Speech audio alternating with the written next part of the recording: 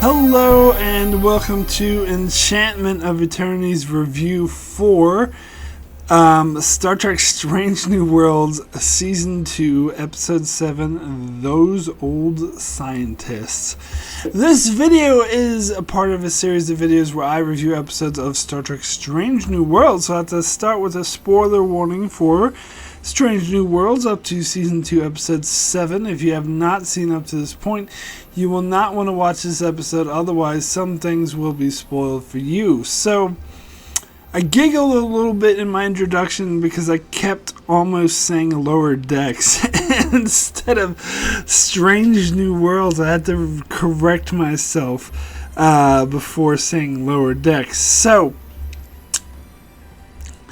this is obviously the crossover episode with Lower Decks. Now, I talked before about how much I was looking forward to this episode. I've been looking forward to this episode for over a year, and the problem with that and what my concern is that if you highly anticipate something for that long, it's easy to be disappointed. And I was really worried that they would mishandle this crossover, because it sounds like it's such a wacky idea, and I'm like, it makes me excited because I love both of these shows. There's easily my two favorite Star Trek shows that from the modern era, and so it's a great idea that I want to like, but it has me worried that they would mishandle it, or that they couldn't quite pull it off, because does seem like a really difficult thing to pull off, because it's such a unique idea to bring. First of all, these shows are set in different timelines and have very different tones, although I know Strange New Worlds likes to do a different genre for every episode it does, where Lower Decks is a bit more consistent and being silly comedy, but it's still, I would still describe it as, even episodes like this that try to be a comedy for Strange New Worlds, I would still describe Strange New Worlds as having a very different feel, a different tone, and a different style than Lower Decks. So having characters from Lower Decks interact, besides the practicality of them being from different timelines, made me concerned that perhaps they wouldn't be able to pull it off. And I'm here to say, after watching this episode, by the way, this episode was released early, which is why I'm releasing my review early, although I'm a couple days late because I wasn't prepared for it to drop and I was busy at the time, but I got this video out as soon as I could. Anyway, after having watched this episode, I can definitively say that this episode not only met my expectations, it exceeded them. It was even better than I thought it would be, which is quite surprising. Now, first of all, I want to talk about how the episode began with basically a Lower Deck sequence. So if you weren't like that sure of what was going on, you might have thought maybe you clicked on the wrong show and clicked on Lower Decks instead of Strange New Worlds. And I'm sure there's a lot of people out there who are going to have that reaction. But this, you can tell that they consulted the writers of Lower Decks. In fact, I think one of the writers of this episode, the co-writers of this episode, actually wrote for Lower Decks and Strange New Worlds, which makes sense. Would be the perfect person to write an episode like this, because the feel of these characters in those Lower Decks sequences is very true to Lower Decks, very true to the humor, very true to the characters, how they get so excited over mundane things, and Mariner's acting like she doesn't care, and she doesn't care about this portal, and meanwhile Rutherford and Boimler are getting excited about tachyons and stuff. And then you have this wonderful, there's many jokes in this episode, but you have the wonderful joke of Boimler after the portal was activated and trying to suck him in. Boimler saying, "Oh, the portal is trying to portal me." It's just such a funny thing. And then, of course, he gets sucked through the portal into the past, into live action, where we see our Strange New World characters like Horror, number 1, and Spock. I think Leon was there. I couldn't remember. Well, anyway. And then we get the opening title, which I have to talk about. It took me a while to realize that this was actually animated, but it's the Strange New World's opening title. The music's the same. The visuals are very similar, except animated. But then you have that weird space creature thingy that like grabs on, that eats the nacelles of the Cerritos in the Lower Decks opening sequence. That's like grabbing onto the Enterprise in a couple sequences, and other sequences it's like chasing after the Enterprise, trying to get it. I was almost expecting them to do something like the Romulans fighting the Borg or whatever, but they couldn't have the Borg because Strange New Worlds was pre-Borg, but I expected them to do something equivalent or similar to that, but they didn't. But they just mainly focused on that creature thingy, and then they had the sequence when Strange New Worlds, or the Enterprise was flying through, like, I can't remember what it was, like some weird field, but in this sequence it actually hit the Enterprise shields, which is different than the actual sequence. And then, of course, at the very end, and I wonder if some people missed this, I didn't, of course, we see the koala in the corner of the title sequence of Strange New Worlds. Now, I love how Lower Decks has its own, because Lower Decks is infamous for referencing Star Trek and constantly bringing up like small details and references and in-jokes from the various Star Trek shows. But I actually love how Lower Decks has its own inside joke, its own reference, its own details. The koala, which is a reference to an episode of Lower Decks where this guy was ascending to a higher plane and he saw a koala that was smiling at him. He's smiling. What does it mean?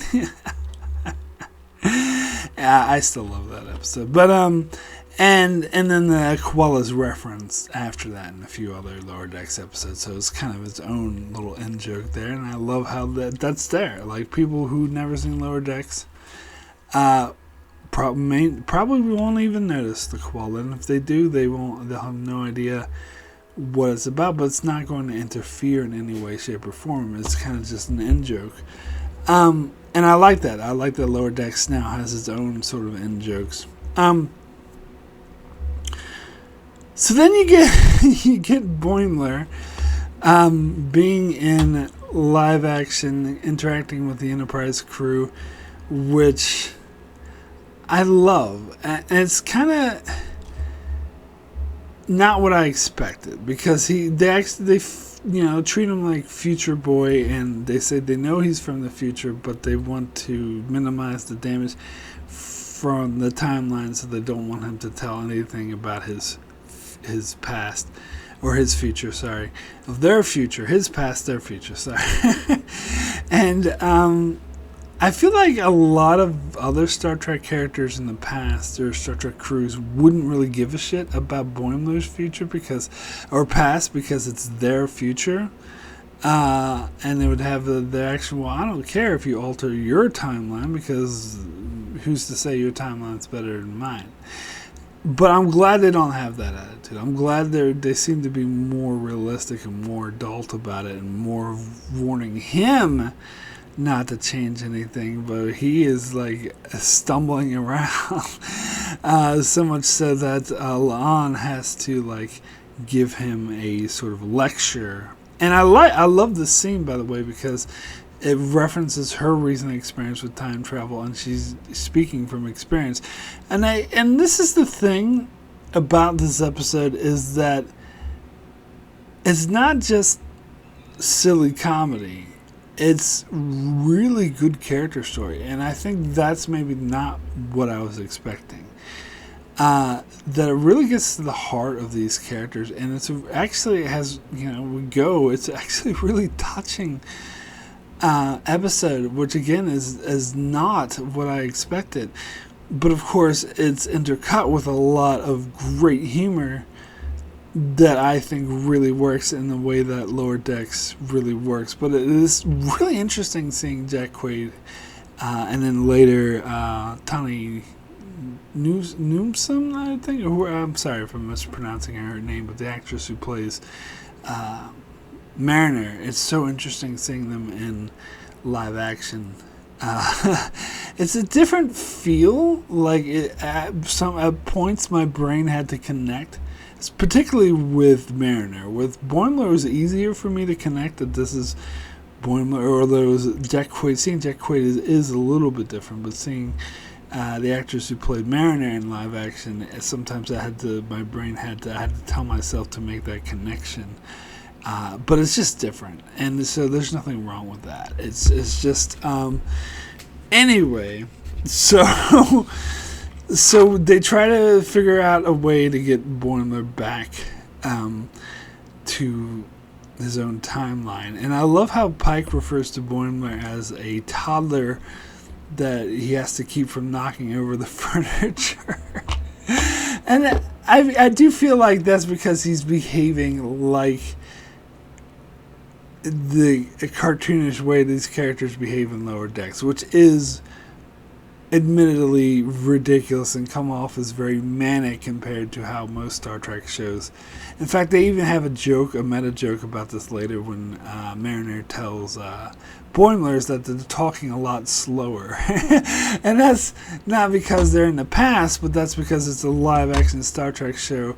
Whereas compared to Lower Decks, their dialogue and the way they speak is very hyper-focused, very hyperactive, very fast-paced, very manic. All the characters, not just the Lower Deckers, like even the senior officers. And we get examples of that at the start and the beginning of this episode. And so I love how they compare it, especially something like Strange New Worlds, which is a bit more understated. Maybe Discovery they would be talking a bit faster. But, and I like that was a nice little end joke. But there was a lot of jokes in this episode I liked. Such as when Pike asks for suggestions and Boimler raises his hand and he's like, "Not you," and then he's like, "Tell Spock to," he talks to Spock, he's like, "Tell him I said to do this," and then he's like, "I can hear you."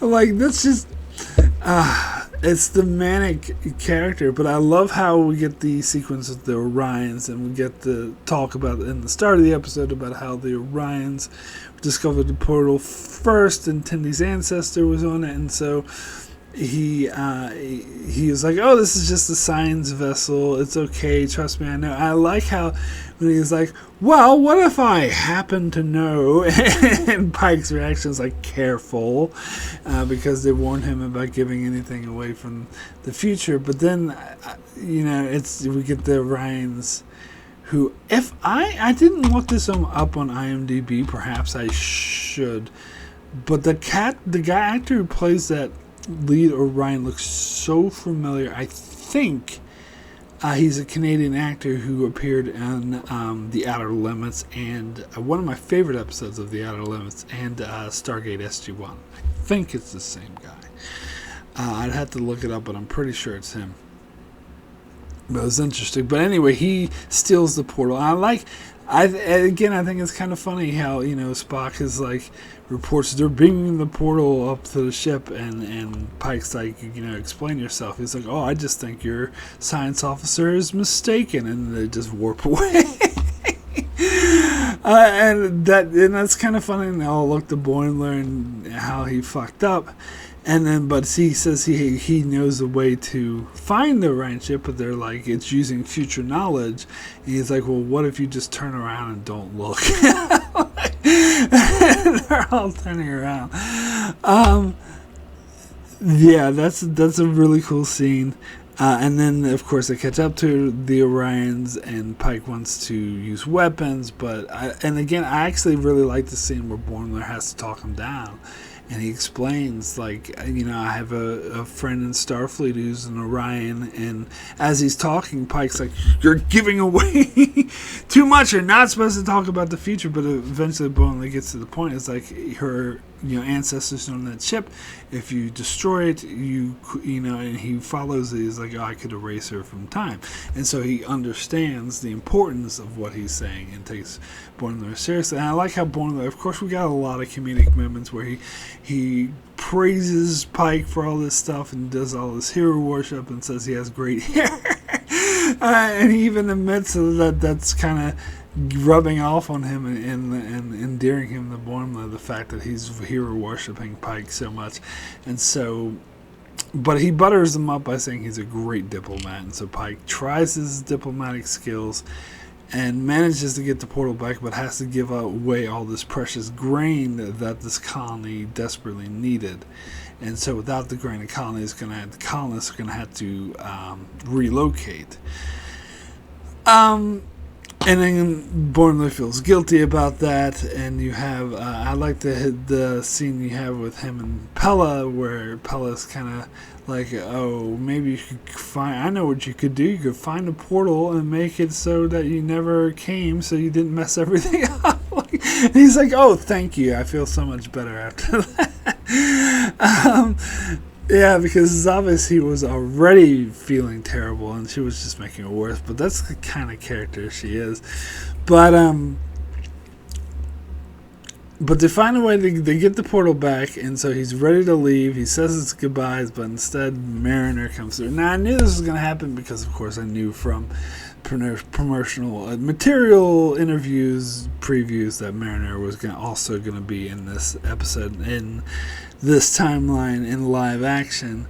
And so, and I think her character, the way she reacts is very true to Mariner. It's just weird. It's seeing it done in a different setting. Not just, and I don't mean just a live action setting. I also mean just the Strange New World cast, which is, as I said, is a very different feel, very different tone, and I think it gives her behavior a different flavor. The fact that she was like, "Whoa, am I in the past? Hey, where's a horror? I mean, you guys are cool, but I really want to see a horror." And Pike's just like, "Oh God, we got another time traveler." Now, I want to talk a bit about their tendency to hero worship, because this was actually reminding me a lot. Some people brought up Star Trek First Contact and the way, LaForge and Barclay and the whole crew sort of hero worship Zephyr Cochrane and treated him and saying, oh, there's a statue over there, which is kind of similar to Boimler saying, oh, Pike's birthday is a public holiday. Which, is it? I mean, not to disparage Pike, but what about Kirk? Is his birthday a public holiday too? Just ask. Maybe they're both. I don't know. But anyway, I mean, Pike's great and all, but his career, let's be honest, wasn't as long as Kirk's. But anyway, so yeah, the hero worship they're doing, a lot of people brought up First Contact, but I actually thought of the episode A Matter of Time. This is what it reminded me of, especially when Boimler was fascinated by like objects and stuff. Because alright, so the episode A Matter of Time, you had that Dr. Rosenwolf or whatever, who claimed to be from, I believe, I can't even remember. I was going to say 25th century, but I think it was further in the future than that, like more like 28th century. I can't remember. But he was supposed to be from the far future, visiting the Enterprise, and he was like obsessed with every detail. He was like so excited about everything. It's like, oh, look at this authentic pad, and oh, look, do you always cross your arm like that? And oh, that visor is so cool, and stuff like this, and being fascinated with like every tiny little detail. And it's like, oh, do you always sit in that position? And Worf is like, yes. Like, what do you care? But of course, we do, spoilers for that episode, we find out that he's actually a liar, and he's not from the future. He's actually from the past, who just stole a time portal from someone from the future that visited him from the 22nd century. So he's full of shit. And he's just stealing all these devices to go bring it back to his present in order to make a profit by inventing these things. So it is different from this episode in that regard, but it's just the way that they're fascinated by every little thing and hero worshipping that actually reminded me more of that episode. Like particularly when Boimler, like, and again, I love the humor here. I think it's a funny scene where Boimler finds the tricorder, and Becca is looking at it. It's like, oh, I love these things. Is that a Type 22? And he's like, no, it's a Type 20. I was like, oh, these are so great, but you advanced it for its tendency to explode. Like, it's so, like, he just said it so nonchalantly, and Baka's just like, explode. And then Spock changes the subject. Like I said, it's so, like, the humor is just done so well, like the kinetic boom, boom, boom. I think that is in the same style of Lower Decks. And, God, it is just so hilarious. And then, of course, you get the sort of serious side plot of Spock's weird behavior and how Boimler, very rightfully, I think this is a very logical, pardon the phrase, conclusion for Boimler to make, that he thinks that he messed up Spock. That he maybe did is his effect that's causing Spock to smile, and he did a butterfly effect, and he's forever changed the future because he's read all the history books about Spock and knows that he's a serious Vulcan. And it's saying that perhaps he's worried that he just changed the timeline. And then people can bring up this could be some meta commentary about Cannon Hawks complaining about Spock being out of character in this episode. Now, I heard it suggested that perhaps they're going to actually say that Boimler did change the timeline and Spock is actually going to be more emotional and be different from the Spock we know. And I seriously hope they do not do that. In fact, I have faith in the heart, you might say, that they will not do that. Absolutely not. Because that would be absolutely horrendous. Instead, I think they're going to find some other way to make this match up with canon. And I think more to the point is, even though Boimler has read all this history about Spock, he knew the name of his pet Solar or whatever, that history doesn't teach you every tiny little detail of someone's life. And there could be this aspect that Spock did experiment with emotions during this time, but that's okay. But when he tells Nurse Chapel this, of course, she also gets that message. She gets the message that Spock will abandon this experiment with emotions, thus his relationship with her. And she's very, starts crying over this. She's very saddened about that. And because she tells Boimler that he's not responsible for Spock's behavior, and Boimler figures out that she's the one responsible and that he's making her feel terrible by revealing to her the future that he will become emotionless, rigid Vulcan again. That was really powerful. That was surprisingly powerful. Now, I talked a bit about before in other reviews how I don't like the Nurse Chapel Spock relationship, and I don't.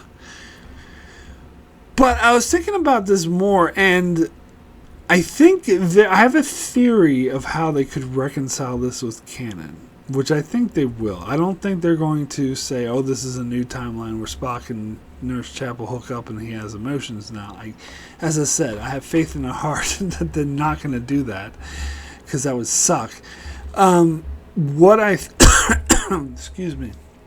What I think they're gonna do to reconcile this with canon is, my theory is they're gonna have Spock perform some sort of Vulcan mind meld technique bullshit, whatever plot convenience contrivance thing they can think up of, to erase his memories of the events with him experimenting. I think something's going to go wrong. He's going to realize this is a terrible idea. Maybe Nurse Chapel's going to try to dissuade him from it, but he's going to say, I should have never done this, and he's going to do some Vulcan bullshit to erase his memory so he has no memories of these events happening.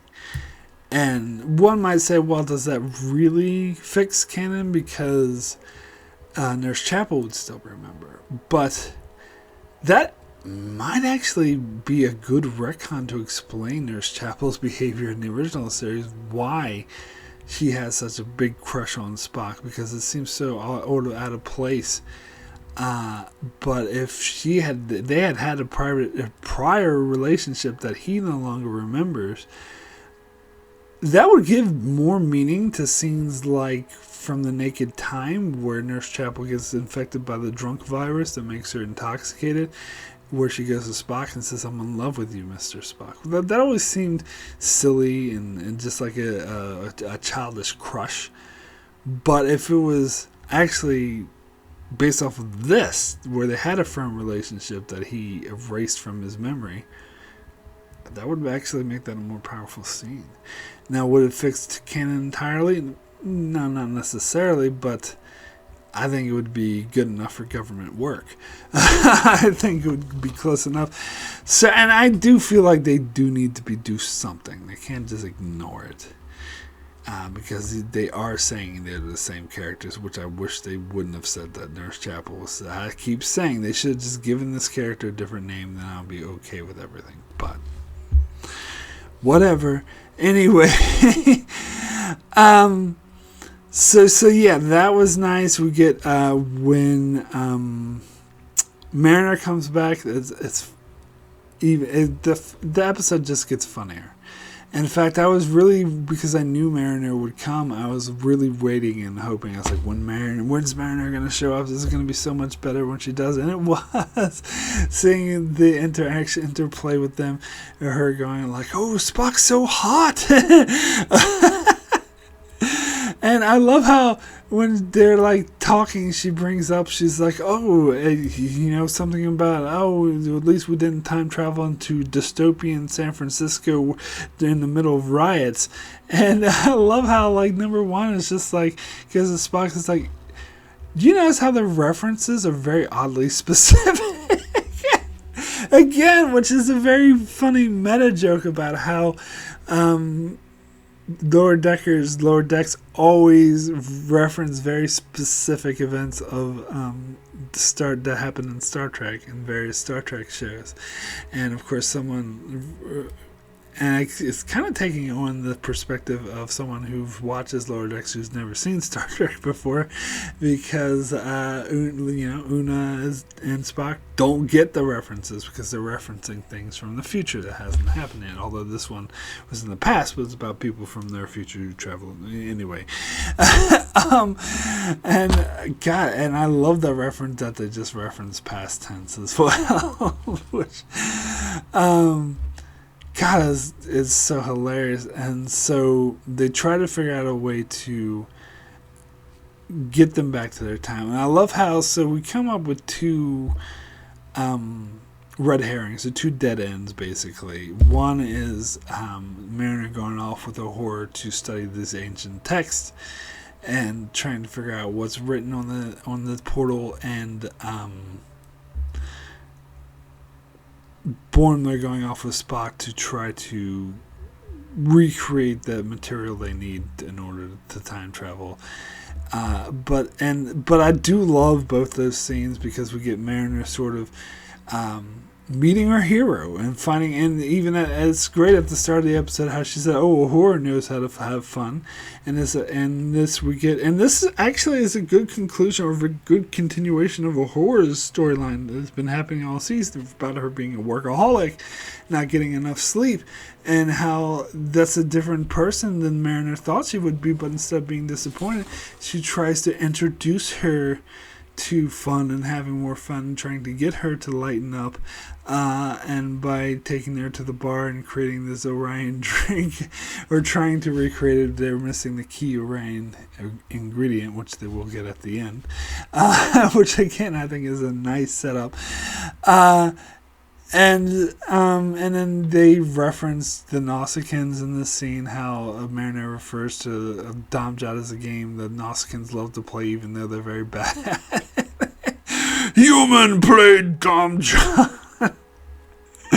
Anyway, wonderful references. And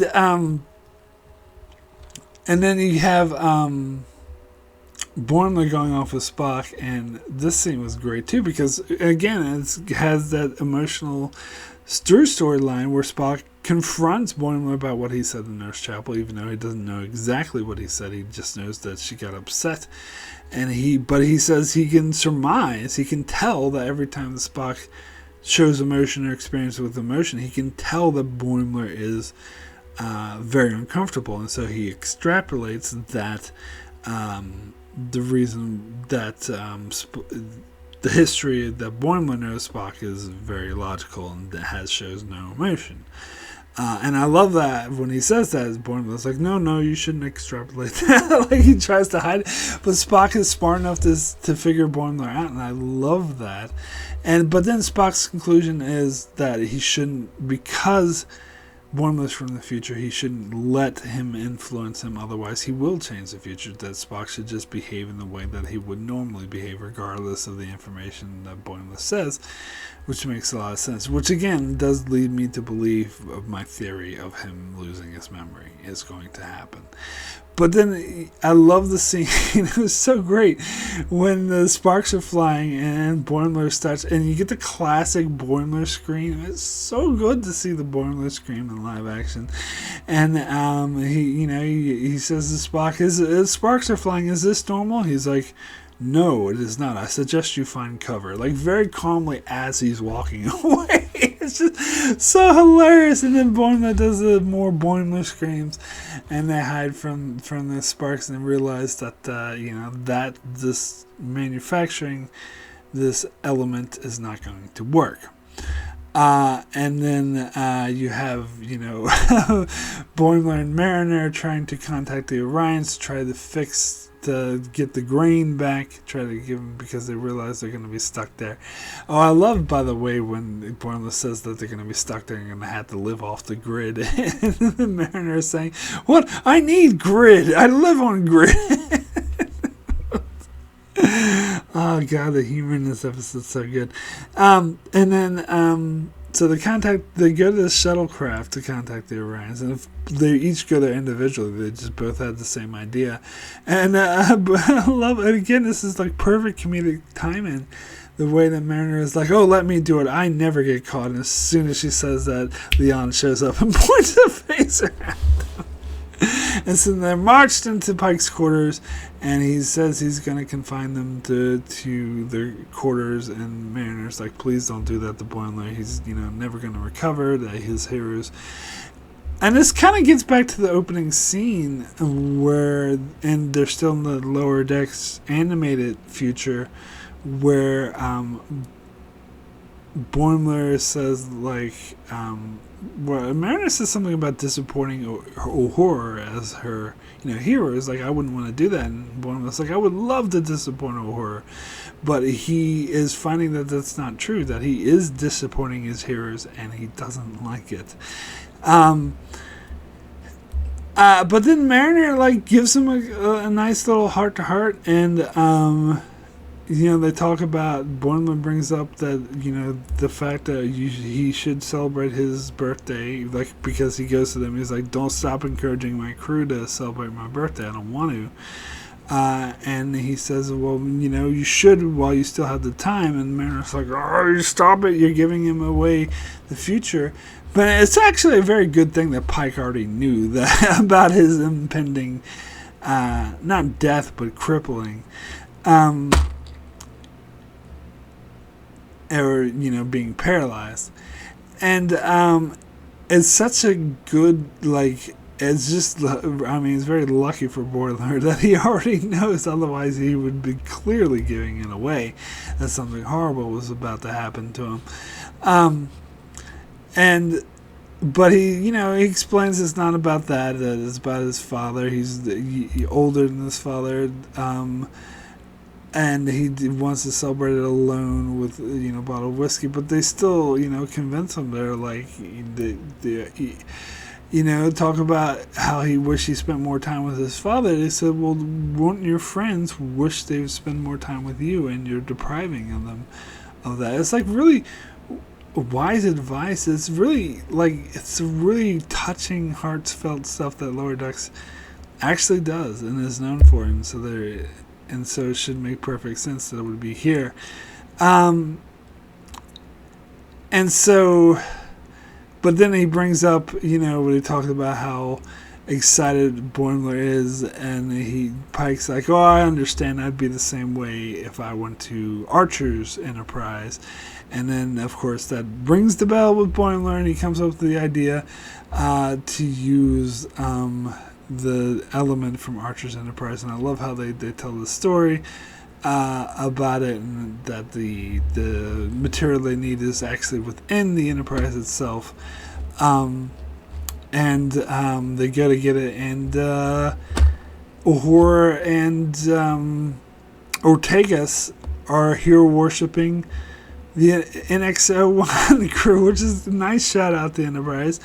It's particularly how they hero worship the underutilized characters of Mayweather and Hoshi Sato. And Hoshi Sato, she was definitely at the heart of inventing and perfecting the universal translator. So it makes perfect sense to me that she would be a well-revered historical figure. Mayweather, not so much, but I suppose he did pilot the first NX, the first warp-capable Starfleet vessel, so he would be known for that at least.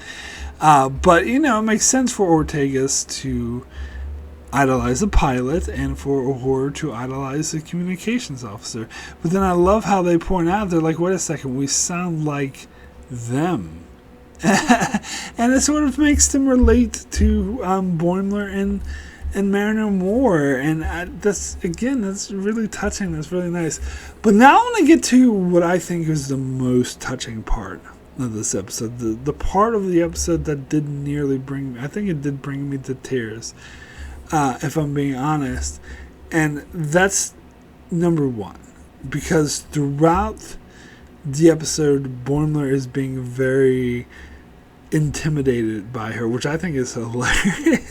Especially when he was talking to Mariner, but number one suddenly appeared and he went and just ran away, and then she brought it up to Mariner. It's does everyone from the future behave like I'm doomed, which is a logical conclusion for her to have. But it's funny because Pike is the one that's doomed. We still don't know her future, actually. I mean, she could be doomed, but we don't know. And that's certainly not why Boimler's behaving the way he is. And Mariner explains that, oh no, it's because he has a pinup poster of hero worship. And again, this is a humor thing because I think Mariner doesn't realize the significance of pinup posters, because I think having sexualized pinup posters maybe was a thing of the past. Maybe it's still a reference in the 23rd century that Una would get, but not one in the 24th century any longer. Maybe I could just be totally making that up, or maybe Mariner's just oblivious to everything. I don't know, and so she doesn't really see the significance of it. But now,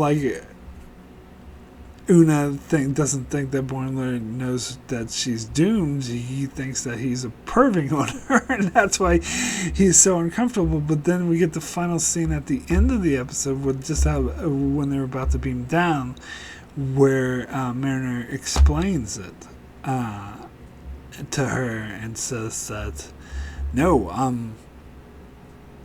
you had it was a recruitment poster.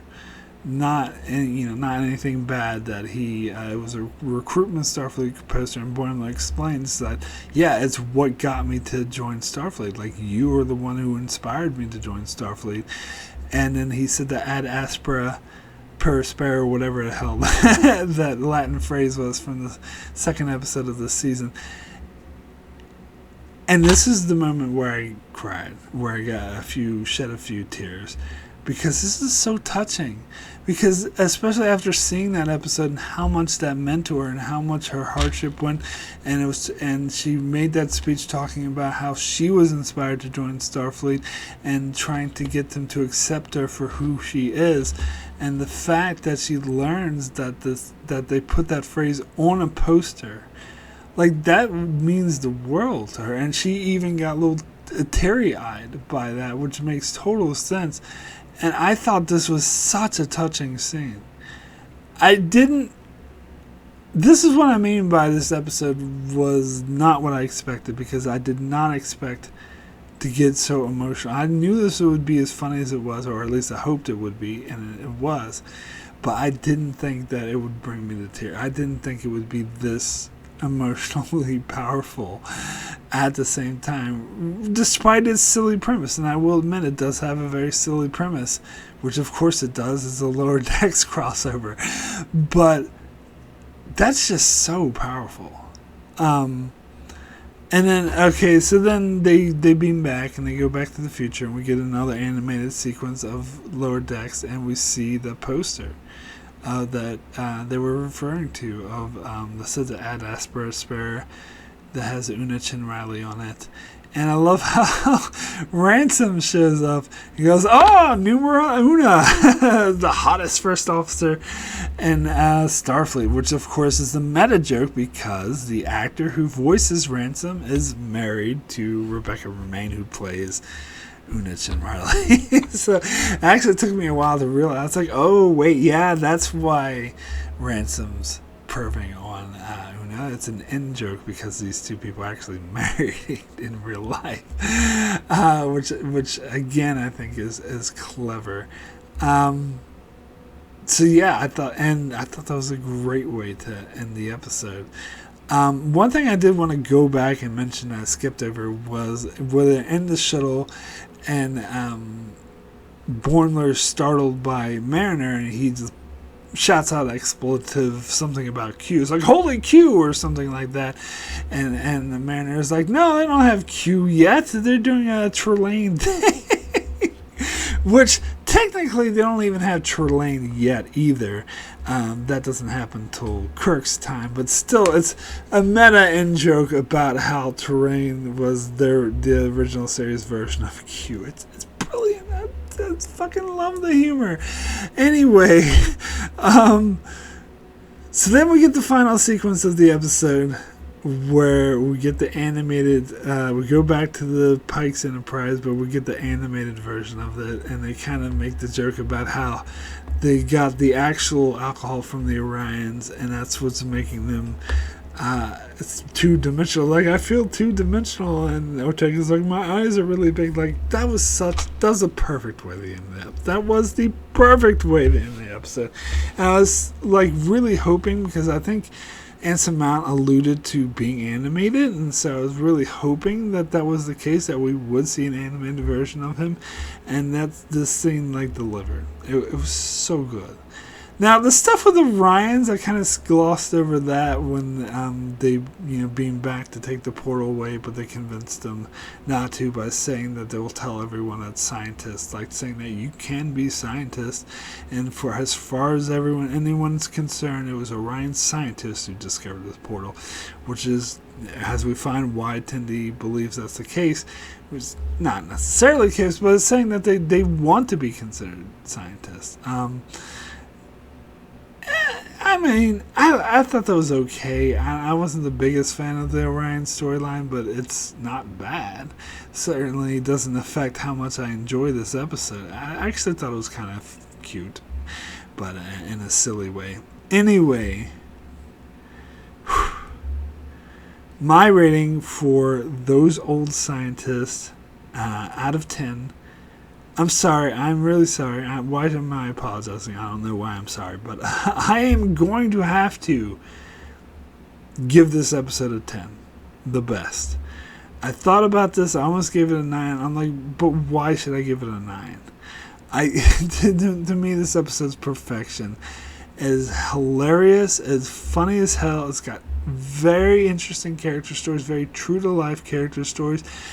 And very emotional storylines as well. Like that ending with number 1, like, really got me teary-eyed. Like, this, I think this is easily my favorite episode of the season so far. And one of my favorite episodes of the show, period. It's up there with the season 1 finale and the fantasy episode that everyone hates that I absolutely love. That episode brought me to tears, too. Yeah, it's up there with those episodes. I'm not going to rank them. Well, the finale of season 1 is still the best, but otherwise I'm not going to rank them. I got to think about it, but it's definitely up there. I think it's not just because it's a Lower Decks crossover. As I said, they could have done a Lower Decks crossover very bad. It could have went very badly, or been like mediocre, or been just a novelty the way, say, Trials and Tribulations is a novelty. Which, by the way, this episode, way better. I'm sorry, but it is. That's a very overrated episode anyway. Trials and Tribulations is okay at best. But anyway, that's what I'm saying. It was just a novelty of a crossover where this goes beyond that, in my opinion. It's not just a novelty of a crossover. It's got heart. It's got humor. It's got emotions. It's got characters. It's got everything you would want in an episode. So, yeah. I'm just saying it. This is a 10 out of 10 for me. So that is it for my review of Star Trek Lower Decks Season 2, Episode 7. Now, this episode was surprise release, so it is messing my schedule up a bit. I'm releasing this on Monday when I was supposed to release my review for Lonely Among Us, Next Generation Season 1 episode. So I'm going to release that episode, that review, on Wednesday instead. So today I'm releasing this. Wednesday I'll do the Lonely Among Us. And then, of course, Thursday we're back to a new episode of Lower Decks. So that's 3 episodes of Lower Decks in 2 weeks. Can't barely stand it. But anyway, and then back to my normal schedule after that. So anyway, thanks so much for watching. If you did enjoy this video, please check out my channel as I continue to cover Strange New Worlds, and as I also said, doing reviews for Star Trek Next Generation, 1 episode at a time, and many other videos and other shows as well. So be sure to subscribe so you can keep up with all of that. And thanks a lot for watching.